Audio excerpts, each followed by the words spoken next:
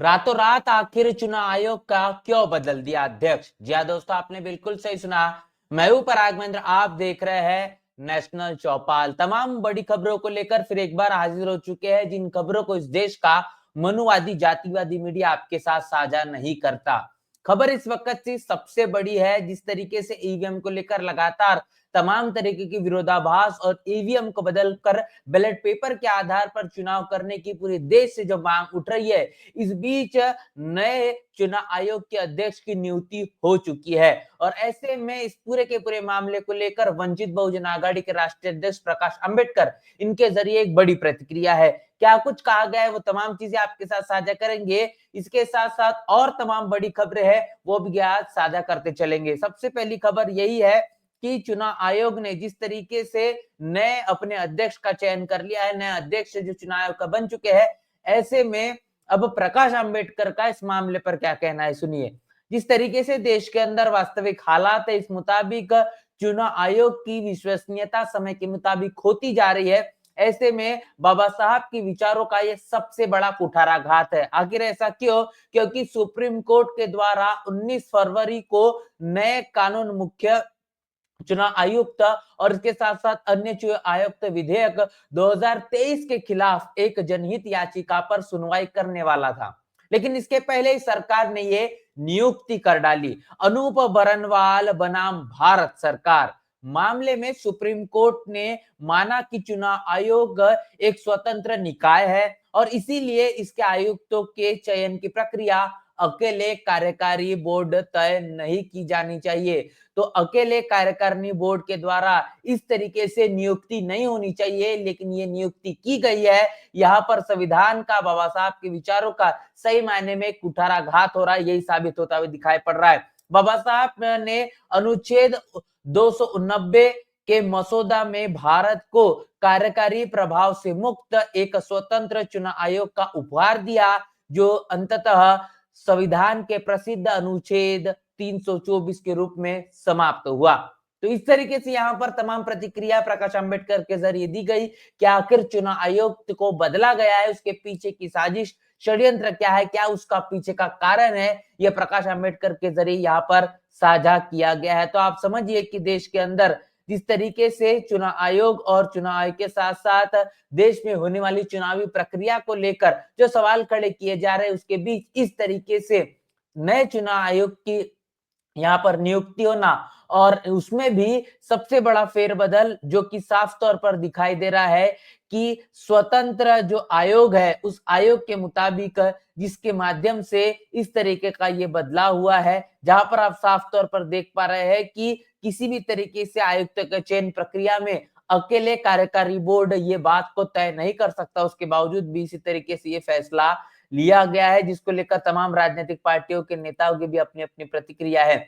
ऐसे में ये दूसरी खबर देखिए, बहन मायावती के जरिए जिस तरीके से उत्तर प्रदेश में चलने वाले विधानसभा सत्र को लेकर बड़ी प्रतिक्रिया दी गई है। ऐसे में बहन मायावती ने राज्यपाल महोदय का अभिभाषण पर अपनी बात साझा की है। बहन मायावती का कहना है कि राज्यपाल महोदया के अभिभाषण से आज से शुरू हुआ उत्तर प्रदेश विधानसभा का बजट सत्र जनहित व जनकल्याण के ज्वलंत मुद्दों को लेकर सत्ता व विपक्ष के तकरार तथा गवर्नर गो बैक की नारेबाजी आदि के कारण हंगामेदार रहा, किंतु शोषित पीड़ित जनता को इससे कितनी राहत मिलेगी, यह सोचने वाली बात है। सबसे पहली प्रतिक्रिया में बहन मायावती ने कहा है कि राज्यपाल महोदय का जो अभिभाषण रहा, वो उत्तर प्रदेश विधानसभा का जो बजट सत्र है, ये जनहित कल्याणकारी और ज्वलंत मुद्दों को सत्ता विपक्ष से तकरार था। मतलब सही मायने में जो फायदा पहुंचाने लायक बजट होना चाहिए, ऐसा ना अलग थलग होते हुए गवर्नर गो बैक के जो नारे लगे,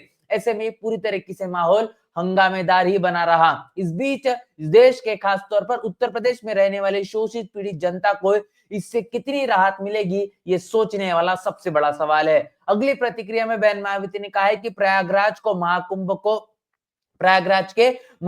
लेकर सत्ता विपक्ष के अलग अलग तर्क है, जबकि व्यापक जनहित व जनकल्याण के लिए सभी का विश्वास जरूरी, ताकि सरकार धन संसाधन का सही उपयोग हो सके। वैसे भी महंगाई, गरीबी, बेरोजगारी, पिछड़ापन आदि यूपी की जबरदस्त समस्याएं हैं, जिसको लेकर बजट आवंटन व गंभीरता जरूरी है। जो बजट जारी किया गया है उस बजट में खास तौर पर इस देश के दलितों, आदिवासियों, पिछड़ों, उत्तर प्रदेश में बड़ी आबादी रहने वाले तमाम लोगों के हित और उनके जन कल्याणकारी जीवन के मुताबिक होना चाहिए। लेकिन असल मायने में ऐसा बिल्कुल भी नहीं दिखाई जा रहा। पक्ष हो या फिर विपक्ष हो, सत्ता पक्ष और विपक्ष दोनों को अलग-अलग इस मसले पर अपना तर्क दे रहे हैं। लेकिन इसके पीछे की वास्तविकता तो ये होनी चाहिए कि ये जो बजट है वो कितना जन कल्याणकारी और जनहित वाला है, जिसके कारण उत्तर प्रदेश की तमाम जनता का ये विश्वास लूट सके, ताकि सरकारी जो धन संसाधन है उसका सही मायने में जो उपयोग होना चाहिए उस प्रकार उसका हो सके। क्योंकि उत्तर प्रदेश में बड़े पैमाने पर जो महंगाई है, गरीबी है, पिछड़ापन है और आदि उत्तर प्रदेश की बड़ी ज्वलंत समस्या है, गुंडाराज है और अनेकों प्रकार की बड़े पैमाने पर जो समस्या है, इन समस्याओं को लेकर बजट अगर आवंटन गंभीरता से होता तो निश्चित रूप से ये समस्याओं का निवारण होते हुए दिखाई पड़ता। लेकिन वास्तविकता में ऐसा बिल्कुल भी दिखाई नहीं देता और बजट के मुताबिक जो बात का अनुमान या उम्मीद लगाई जा सकती थी, वो उम्मीद भी लगती हुई नहीं दिखाई दे रही। तमाम बातें बहन मायावती ने साझा की है। इसके साथ-साथ बहुजन समाज पार्टी के राज्यसभा सांसद इंजीनियर रामजी गौतम, इनके जरिए भी बड़ी प्रतिक्रिया है। जो मसला भिंड मध्य प्रदेश से निकल कर आ रहा है। भिंड जिले के अंतर्गत ग्राम जवाहरपुरा थाना देहात भिंड के नजदीक नेशनल हाईवे पर 7 लोगों की दर्दनाक मौत हो गई। 2 दर्जन से ज्यादा लोग गंभीर रूप से घायल हुए हैं और मध्य प्रदेश सरकार मृतकों को कम से कम 50-50 लाख और घायलों को 2 लाख देने की घोषणा करे। मृतक परिवार को 4 लाख और घायलों को 1 लाख रुपए देकर सिर्फ खाना पूर्ति ना करे और कुदरत से प्रार्थना है कि मृतकों के परिवार को असीम दुख सहन करने की शक्ति प्रदान करे।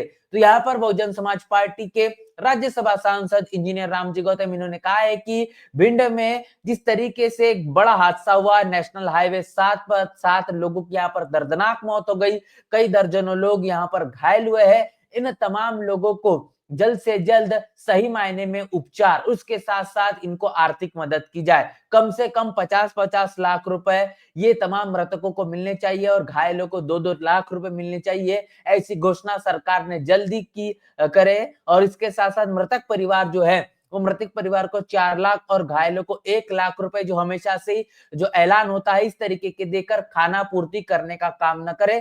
परिवार इस पूरे के पूरे दुख की घड़ी में कुदरत से कामना की गई है कि वो अपनी असीम इस दुख को सहन करने के लिए कुदरत उन्हें शक्ति प्रदान करे। तो ये भी यहाँ पर बड़ी प्रतिक्रिया है।